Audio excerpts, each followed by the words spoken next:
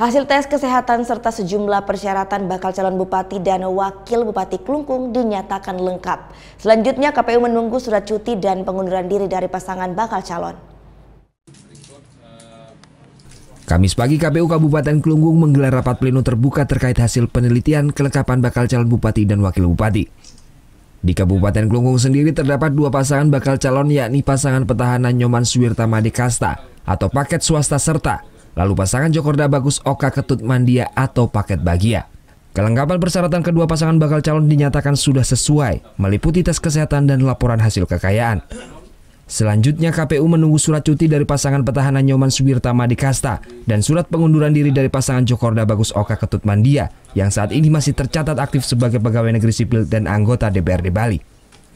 Sesuai tahap pemilihan, penyerahan surat pengunduran diri tersebut secara resmi harus disetor paling lambat 30 hari menjelang pencoblosan. Ada beberapa yang harus memang ditindaklanjuti sesuai dengan peraturan KPU. Yang pertama adalah surat pemberhentian menjadi PNS dan menjadi anggota DPRD. Itu memang harus disertakan H-30 pencoblosan. Itu untuk SK-nya. Sementara untuk surat permohonan pemberhentian masih dalam proses, itu H+5 setelah penetapan nanti, setelah tanggal 12.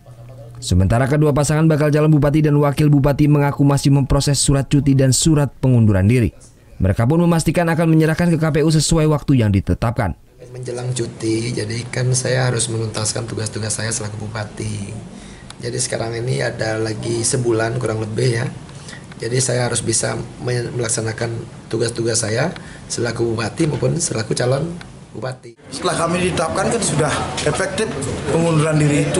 Saya sudah tidak dapat gaji, sudah tidak harus ke DPRD Bali lagi. Penetapan calon bupati dan wakil bupati Klungkung 2018 akan dilaksanakan 12 Februari mendatang.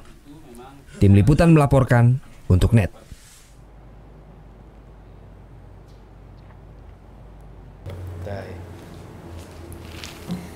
Udah selesai kan nontonnya? Nah, jadi jangan lupa buat like, komen, dan subscribe ya.